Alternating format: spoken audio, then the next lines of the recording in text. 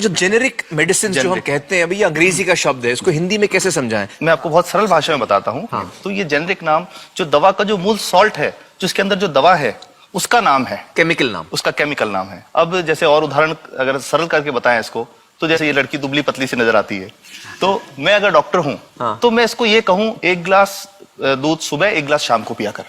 पर चिकित्सा के व्यवसाय में दुर्भाग्य से हमारे देश में ऐसा नहीं हो रहा। हम ये नहीं कहते कि आप भैंस का दूध लेके आइए, हम कहते हैं कि वो रामू की भैंस का दूध लेके आना। यही ब्रांडिंग है। ये जब उसकी दुकान पे जाती है, वो कहता है 500 रुपए लीटर है, लेना है कि नहीं लेना। तो जो 30 रुपए की चीज है वो 500 रुपए में मिलती है। तो अगर मैं डायबिटीज की दवा ले रहा हूं और अगर मैं ब्रांडेड दवा लेता हूं तो मुझे कितने की पड़ेगी? जैसे एक 117 रुपए में भी है, 117 रुपए में मिलती है। अब और अगर वही चीज हम उसके जेनेरिक मेडिसिन के नाम से लें तो वो कितने की बनती है? वो मात्र 1 रुपए 95 पैसे में 10 गोली मिलती है।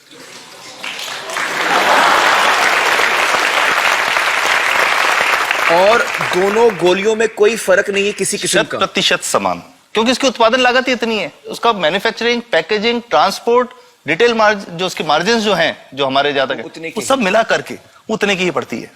कुछ कैंसर के मैं आपको उदाहरण दूंगा, उसमें एक ही दवा जो ब्लड कैंसर के काम में आती है, बाजार में 1.25 लाख रुपए का एक पैकेट मिलता है। 1.25 लाख का एक पैकेट जो 1 महीने चलता है। और जेनरिक में वही दवा जेनरिक में अलग अलग कंपनीज जो बनाती हैं, एक 10,200 में बेचती है, एक 8,800 में बेचती है और एक 6,500 में बेचती है। मतलब ये आपका ये कहना है कि आपके ये प्रयास से इतने कम में राजस्थान में पब्लिक को, आवाम को ये दवाएं पहुंचा रहे हैं आप इस वक्त? जी, क्या बात है। मेरा ये सवाल है कि डॉक्टर्स जो हैं वो हमारे पर्ची पर जेनेरिक नाम क्यों नहीं लिख के देते? क्यों लिखते हैं वो ब्रांडेड? जाने नहीं देंगे बाहर फिर? नहीं, सब जाने देंगे। जब एक नया मेडिकल प्रैक्टिशनर जब प्रैक्टिस शुरू करता है, तो उसके पास जो कंपनी के जो मेडिकल रिप्रेजेंटेटिव्स होते हैं, सेल्स बढ़ाने का उनका काम होता है, मार्केटिंग प्रिंसिपल के हिसाब से सेल्स एजेंट होते हैं बेसिकली। फिर वो कहते हैं साहब आप हमारी जो दवा है यही लिखना, ये बहुत बेहतर दवा है, इससे मरीज ठीक होगा। और उनको डॉक्टर्स को लिखने के लिए उनको प्रेशराइज किया जाता है, उनको टेम्प्ट किया जाता है। तो ये इसमें बहुत बड़ा कारण है जो दवा की कीमत को उसकी वास्तविक कीमत से 5, 10 गुना, 20 गुना तक बढ़ा देता है। एक बहुत बड़ा कारण है, क्योंकि हमारे पास जब हम टेंडर करते हैं तो बहुत सारे कंपनी वाले आते हैं, जो भारत की जो सबसे बेहतर कंपनियां, जिसके भी नाम वो रेपुटेड कंपनियां जिनके नाम आप ले सकते हैं, वो सभी हमें वो उसको जो 70 रुपए की है उसको 2 रुपए में, 5 रुपए में दे रही है। 30 रुपए की दवा 2 रुपए में दे रही है। इतना ज्यादा फर्क तो कंपनी तो दे सकती है और देना चाहती है, और हमें देती भी है इतनी कम दामों में, हमें दे रही है ना, ये संभव तो है। अच्छा, मैं आपको बताऊंगा कि भारत से हम लगभग 45,000 करोड़ रुपए की जेनरिक दवाइयां प्रतिवर्ष विदेशों को निर्यात करते हैं। आप भेजते हैं दुनिया भर में जेनरिक, ये जो सस्ती दवाएं हैं आप विश्व भर में भेजते हैं, और हमारे लोगों को नहीं मिल रही। हमारे देश में महंगी है, हमारे देश में महंगी है, और अगर ऐसा है तो हमें कोई ईस्ट इंडिया कंपनी की जरूरत नहीं, हम वापस उसी दिशा में जा रहे हैं। आपने जब ये शुरू किया तो आपको कोई रेजिस्टेंस फेस करना पड़ा राजस्थान में? देखिए, जो प्रयास हम कर रहे हैं ये बेसिकली धारा के विपरीत बहने का एक प्रयास है जी। काफी थ्रेट्स भी हैं, क्योंकि इसमें माफियाज भी हैं, ड्रग माफियाज जो ऑपरेट करते हैं। और हम हमेशा ये बात कहते हैं कि हम 100 साल से भी पुरानी शोषण की व्यवस्था को बदलना चाहते हैं, पर हमने हमेशा डॉक्टर्स को दोषी नहीं माना। सारे डॉक्टर्स बुरे नहीं है। 50-60% तो जेन्युइनली वो चाहेंगे कि गरीबों को कम कीमत पे दवा मिल जाए, वो चाहेंगे। और आज भी ऐसे डॉक्टर्स हैं जो अपने घर से सैंपल्स ला करके अपने जेब से पैसे निकाल के मरीज का इलाज कराते हैं। ऐसे डॉक्टर्स आज भी हैं। बिल्कुल सही। तो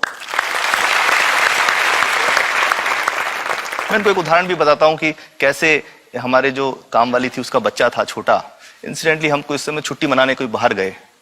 जब हम लौट के आए 10-12 दिन बाद, तो वो लक्ष्मी के साथ उसका छोटा जो बेटा था राजू, वो भी उसके साथ आता था जब, और मेरे बच्चों के साथ खेलता था, मेरे बेटे के साथ खेलता था। तो वो लक्ष्मी अकेली आई, राजू नहीं आया। तो हमने पूछा कि क्या हुआ, तो उसने जो बात बताई कि साहब वो उसको, आप गए थे, उल्टी दस्त हो गया था। उल्टी दस्त की बीमारी के लिए वो जब दवा लेने गई तो केमिस्ट ने उसको कहा कि इसके तो 400 रुपये लगेंगे। तो उसने कहा साहब मैंने खूब मांगा, मेरे पास 400 रुपये मुझे नहीं थे, और मेरा बच्चा रात को ही उसको दस्त आते रहे, वो खत्म हो गया। और मैं आपको ये कहना चाहता हूं कि वो जो दवा लिखी थी कि वास्तव कीमत 1.5-2 रुपए ही है, तो वो बच्चे की जान बच सकती थी। 65 वर्ष के बाद भी अगर कोई बच्चा उल्टी दस्त से मर जाए तो मैं नहीं समझता इससे शर्मनाक बात कोई हम लोगों के लिए हो सकती है।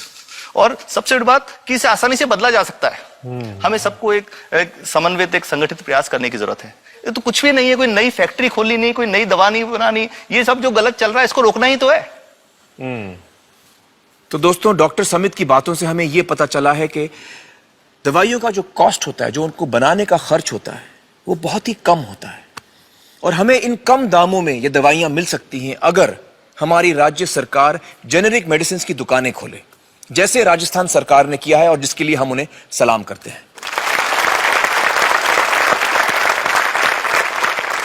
एक बात और, अगर आप एक एनजीओ हैं और आप जेनेरिक मेडिसिन की दुकान खोलना चाहते हैं तो department of chemicals and fertilizers आपको 50,000 रुपए की ग्रांट भी देता है। डॉक्टर समित, आपने बहुत ही बेहतरीन काम किया है और इस बहुत ही अहम मुद्दे पर रोशनी डालकर हमारी आंखें खोल दी हैं और हमारी दुआ यह है कि जो काम आपने राजस्थान में शुरू किया है वो हर राज्य में फैले, देश के कोने कोने में फैले। बहुत बहुत शुक्रिया हमारे साथ बातचीत करने का doctor Samit. Thank you so much.